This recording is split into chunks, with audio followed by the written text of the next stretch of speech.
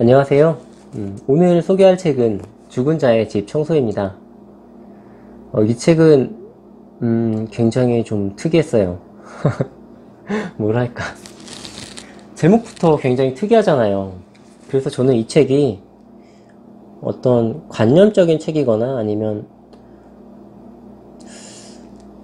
어떤 일상적인 에세이 뭐 이런 느낌인 줄 알았는데, 정말 제목 그대로 죽은 사람의 집을 청소하는 일을 하는 작가가 자기가 그 일을 하면서 느끼는 감정들 또한 봐왔던 것들을 이 책에 담고 있어요.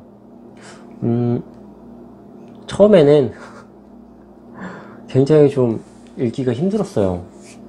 근데 읽다 보니까 또 나름의 가치가 있더라고요. 책을 소개해 드리겠습니다. 먼저 작가 소개를 해 드릴게요. 작가는 김완이란 분이시고요. 서울에서 태어나 부산에서 자랐고 대학에서 시를 전공했다. 이 시를 전공하셔서 이 문체가 굉장히 서정적입니다.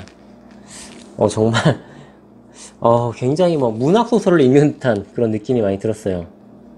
출판과 트렌드 산업 분야에서 일하다가 전업 작가로 살고자 30대 후반에 돌연 산골 생활을 했다. 그 후 취재와 집필을 위해 몇 년 동안 일본에 머물며 죽은 이가 남긴 것과 그 자리를 수습하는 일에 관심을 두게 되었다. 동일본 대지진을 겪은 후 귀국하여 특수청소 서비스 회사 하드웍스를 설립하여 일하고 있으며 일상적으로 맞닥뜨리는 죽음 현장에 드러난 인간의 삶과 존재에 대한 기록을 남기고 있다. 분리수거. 정말 이 안에서 사람이 죽은 채 석 달이 흘렀을까? 3층 현관문 앞에 도착했을 때 나를 기다리는 것은 복도만큼 기다란 어둠과 정적뿐이었다. 설명을 미리 듣고 오지 않았다면 이 안에서 무슨 일이 일어났는지 아무런 낌새도 알아챌 수 없었을 것이다. 문 앞에서도 죽은 자의 응당한 자기소개 같은 냄새가 나지 않았다. 복도의 막다른 벽에 붙은 시간을 두고 이따금 분사되는 방향제의 레몬 냄새가 어슴푸레 느껴질 뿐이었다. 건물은 1층에 들어설 공간에 필로티라고 부르는 육중한 기둥을 세워 주차장을 만든 전형적인 도시형 생활주택이었다. 층마다 복도를 사이에 두고 총 6개의 원룸이 좌우를 마주보는 구조였다. 이 좁다란 건물에 20세대가 넘는 독립 가구가 있다는 사실이 놀랍다. 이 건물과 어깨동무하는 주변 건물도 구조가 비슷하다. 이 건물은 거대한 공장 단지를 둥그스름하게 에워싼 원룸촌의 남쪽 테두리에 자리 잡고 있다. 6개의 숫자를 누르자 신호음과 함께 현관문 잠금 장치가 열린다. 문을 열자마자 복도의 공기와 상반되는 역한 냄새가 강렬하게 마치 감당 못할 만큼 많은 양의 고추냉이가 든 초밥을 삼킬 때처럼 코 윗부분까지 순식간에 뚫고 올라왔다. 들어서서 급히 문을 닫는다. 내게 일을 맡긴 건물주가 통화를 하며 누누이 부탁한 말이 떠올랐다. 아직 아무도 모릅니다. 알면 다 빠져나가요. 절대로 그 건물에 사는 누구도 알게 해서는 안 됩니다. 우선 본능적으로 발길이 창문으로 향한다. 숨부터 좀 쉬자. 상황 파악은 그 다음이다. 하지만 창문은 생각처럼 쉽게 열리지 않는다. 청록색 천면 테이프를 직사각형의 창틀 사방으로 꼼꼼하게 붙였기 때문이다. 바깥 공기가 통하지 않도록 일부러 막아놓은 것이다. 칼을 꺼내 테이프에 한 귀퉁이를 일으켜 세우곤 양손의 엄지와 검지로 붙잡아 힘주어 천천히 당긴다. 득 하는 소리와 함께 테이프가 힘겹게 뜯겨나간다. 그 자리에는 가로 세로로 촘촘히 직조된 망사가 여분의 본드에 붙어서 뚜렷하게 존재를 남긴다. 창문을 열자 그제야 제대로 숨을 쉴 수 있었다. 자비 없는 세상을 원망하고 죽은 인간조차 그 자리에 방치된 채 오랫동안 썩어갔다면 그 냄새는 자비가 없다. 죽은 이가 만들어 놓은 완벽한 밀실. 착화탄으로 자신을 실수 없이 죽이기 위해 철저히 준비했다. 현관문의 좌우와 위아래 틈 역시 청록색 천면 테이프로 꼼꼼하게 막아놓았다. 문 아래 우유나 신문을 넣을 수 있는 원형 투입구도 테이프를 가로로 여러 겹 붙여서 막았다. 화장실의 배수구와 환풍기를 비롯하여 가스레인지 위의 팬이나 싱크대의 배수구까지 집안의 모든 구멍을 찾아서 완벽하게 틀어막았다. 신중하게 단추를 채우듯 밀폐 과정을 하나하나 거치고 화장실 바닥에 캠핑용 간이 화로를 놓고 척갓한 여러 개를 얹어 불을 피웠으리라. 침대 매트리스엔 검은색 눈사람처럼 맞붙은 원형 핏자국 2개가 선명하고 갈색 스타킹을 벗어놓은 것처럼 길쭉한 피부 조직이 오그라든 채 들러붙어 있다. 거울 앞에 놓인 여러 화장품 용기 사이에 사진이 어디론가 사라진 2개의 빈 액자가 세워져 있다. 화장실 바닥에 흩어져 있는 착같한 재를 쓸어 담으며 문득 떠오른 생각. 화로 근처에 있어야 할 라이터 같은 점화 장치가 없다. 토치 램프나 하다못해 제과점 성냥조차 없이 무슨 방법으로 불을 붙였지? 여느 착각한 자살 현장에 비하면 화로 주변이 너무 깨끗하다. 구조대원이나 경찰의 현장 감식반이 앞서 다녀갔을 테지만 자살 현장에서 그런 것을 치우는 경우는 단 한 번도 본 적이 없다. 오히려 시체를 수습하느라 사용한 보호장갑이나 신발 덮개, 거즈 따위의 소모품을 바닥에 버려두고 가는 것이 다반사. 쓰레기를 만들고 가는 일은 있어도 줄이고 가는 일은 없다. 집주인은 이곳에 유족조차 다녀가지 않았다고 했다. 의문은 현관문 왼쪽에 놓인 가정용 분리수거함을 정리하며 풀렸다. 재활용품과 쓰레기를 구분해 두기 위해 4칸으로 나누어진 수거함에 사라진 모든 것이 들어있었다. 불을 피우는 데 쓴 금속 토치 램프와 부탄가스 캔은 철 종류를 모으는 칸에, 화로의 포장지와 택배 상자는 납작하게 접힌 채 종이 칸에, 또 부탄가스 캔의 빨간 노즐 막에는 플라스틱 칸에 착실하게 담겨 있었다. 자살 직전에 분리수거라니, 이게 정말 가능한 일인가? 이전에 다른 자살자의 집에서 번개탄 껍질을 정리해둔 광경을 본 적은 있지만 이것은 너무나 본격적이다. 스스로 목숨을 끊겠다며 척화탄에 불을 붙이고 연기가 피어오르는 중에 이런 것들을 하나하나 정리했다고? 그 상황에서 대체 무슨 심정으로? 자기 죽음 앞에서조차 이렇게 초연한 공중 도덕가가 존재할 수 있는가? 얼마나 막강한 도덕과 율법이 있기에 죽음을 앞둔 사람마저 이토록 무자비하게 몰아붙였는가?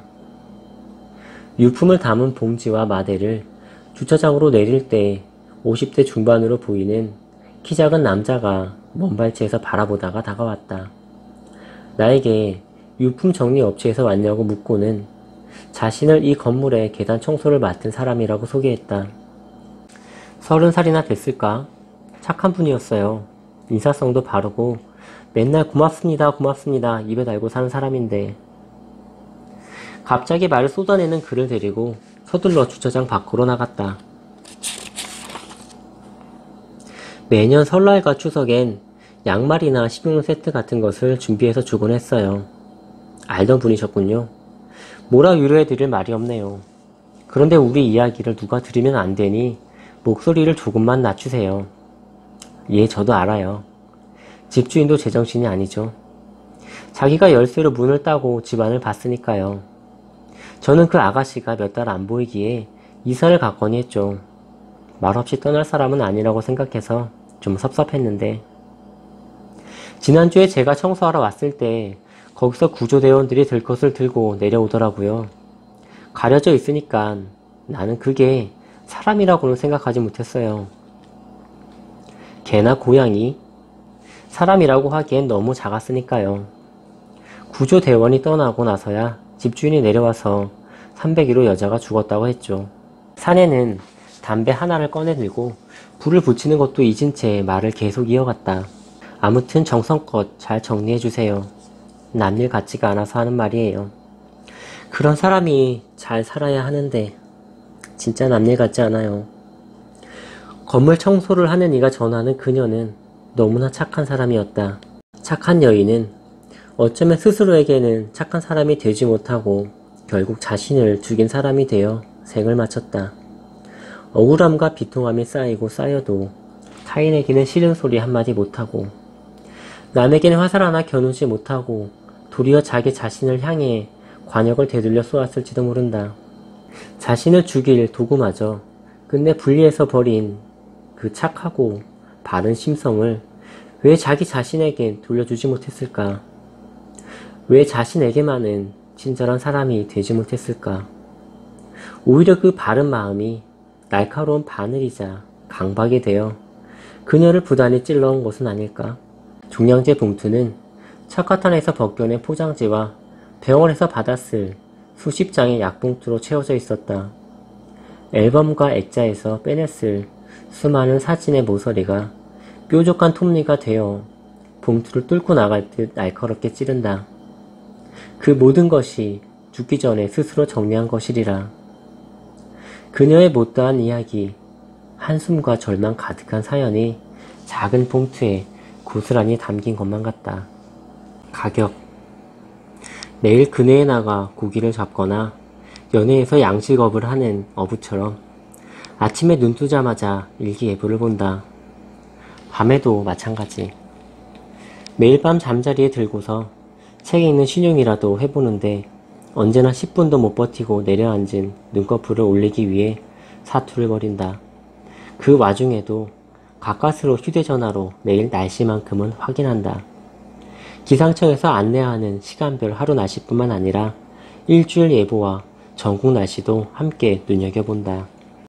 사람이 죽은 채 한동안 방치된 집을 정리하고 그 안에서 짐을 빼내 화물차에 실어 폐기물 처리장으로 보내자면 비가 내리는 날씨만큼은 피하고 싶은 탓이다. 아마도 이 사업체에서 일하는 자들도 사정은 비슷하리라.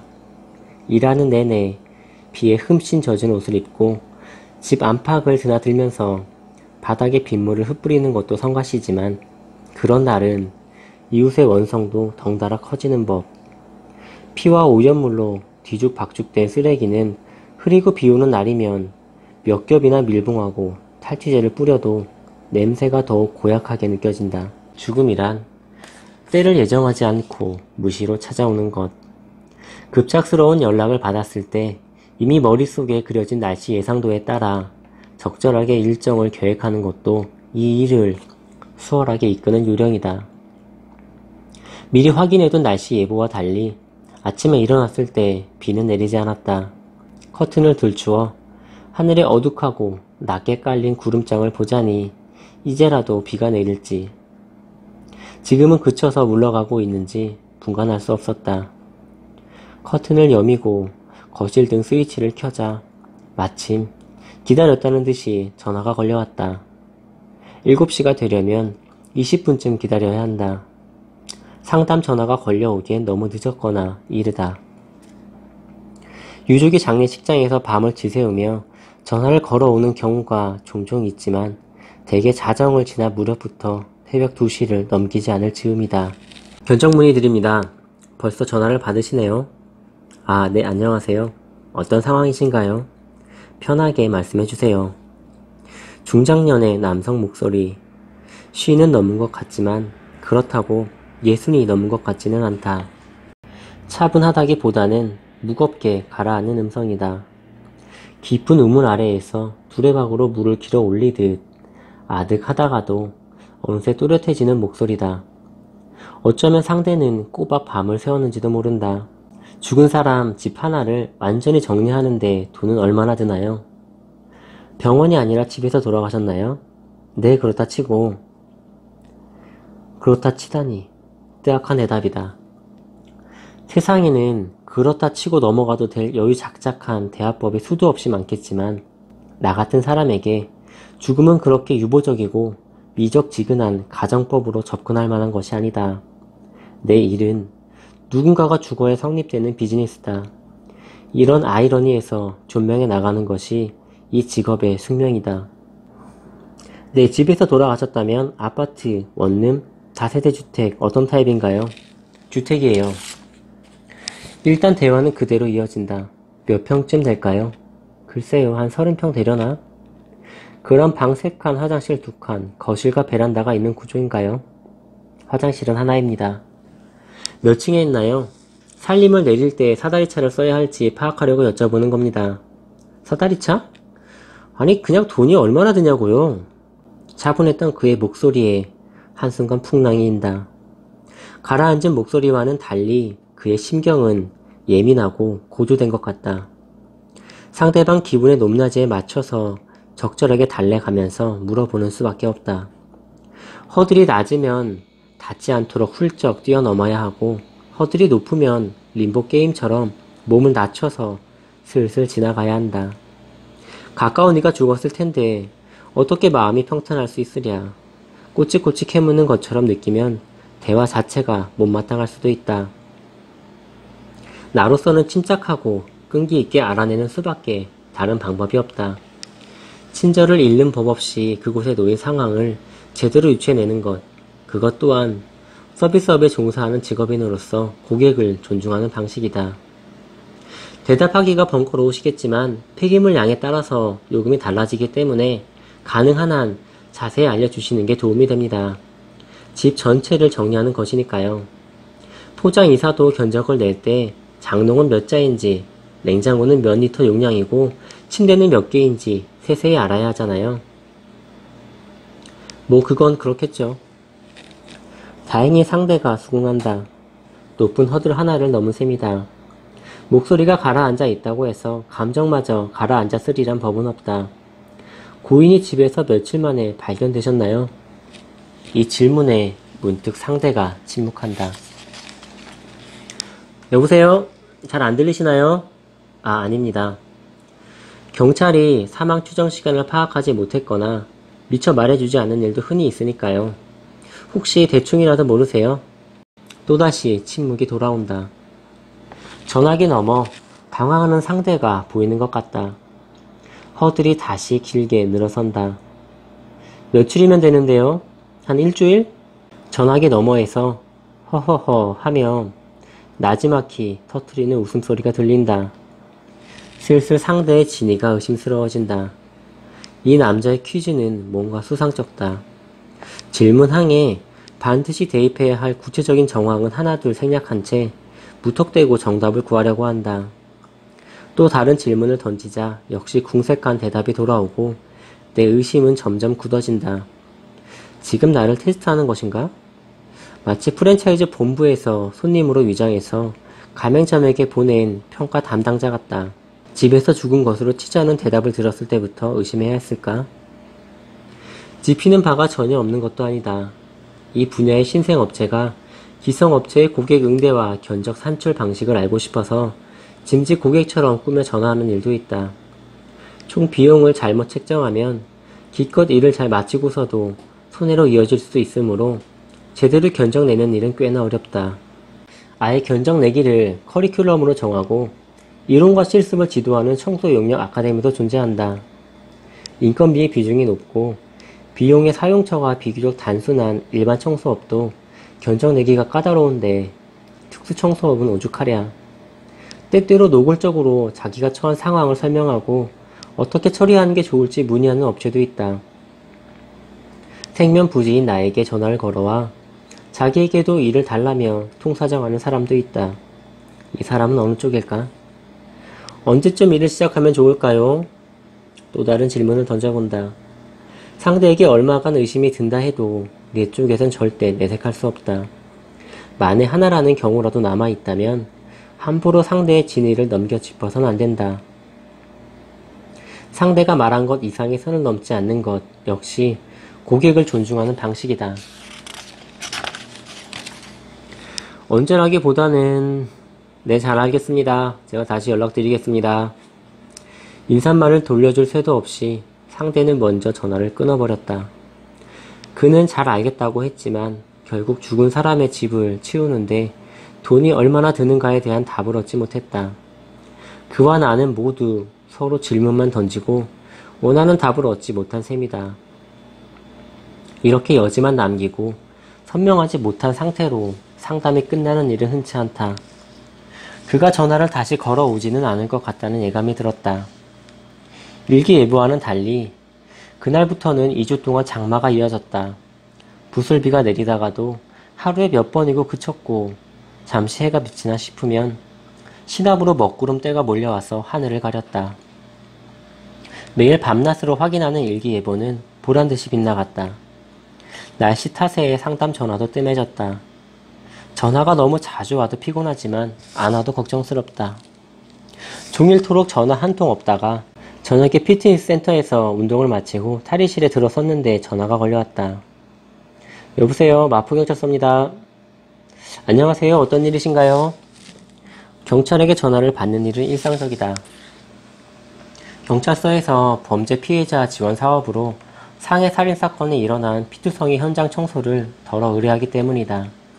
마치 미리 뜸할 때 걸려온 전화라 내심 반가웠다. 김상진 씨라고 아시나요? 글쎄요, 잘 모르겠는데요. 선생님께서 이 전화번호로 김상진 씨와 통화하신 적이 있네요. 일단 선생님 상황 좀 알려주시겠어요? 뜻밖의 상황이다. 이를 의뢰하는 전화가 아니다.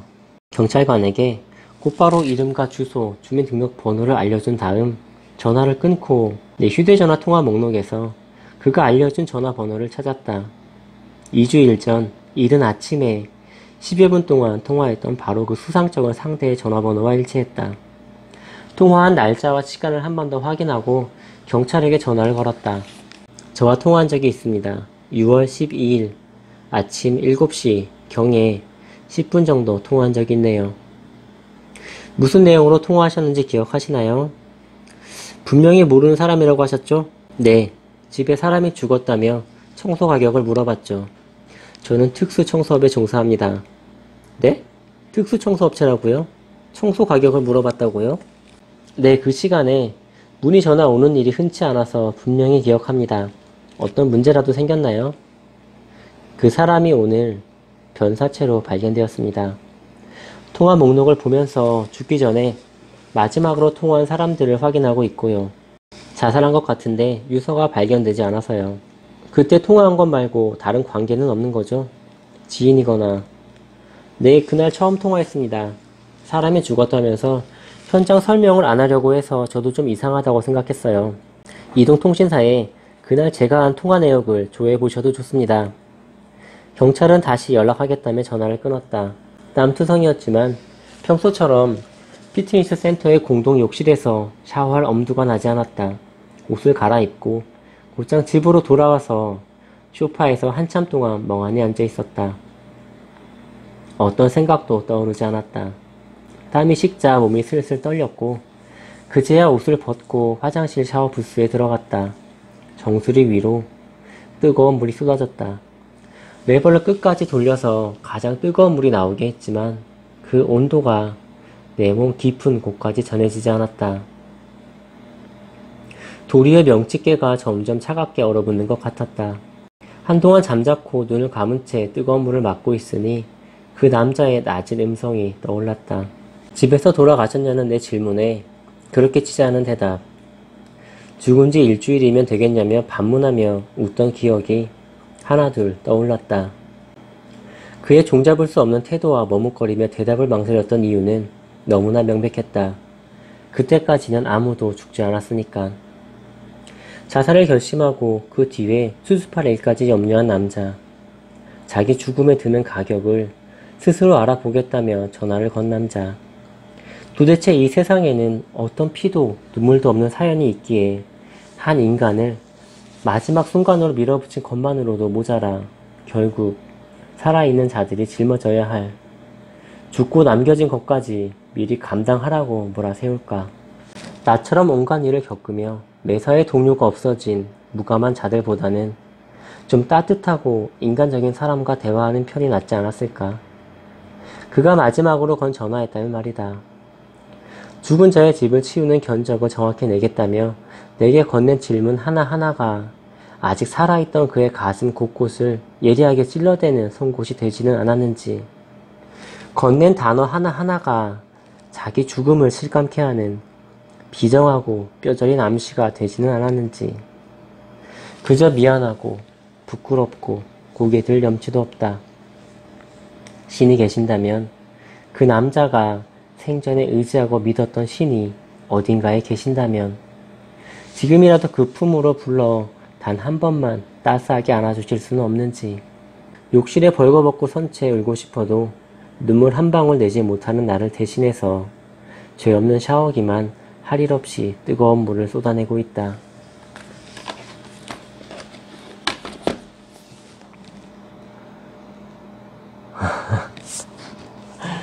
여러 에피소드가 있어요. 있는데, 아, 정말 이 책은 그렇게 가볍게 볼 책은 아닌 것 같아요. 뒤에 이런 말이 있습니다. 누군가 홀로 죽으면 나의 일이 시작된다. 되게. 오늘은 여기까지 하겠습니다. 감사합니다.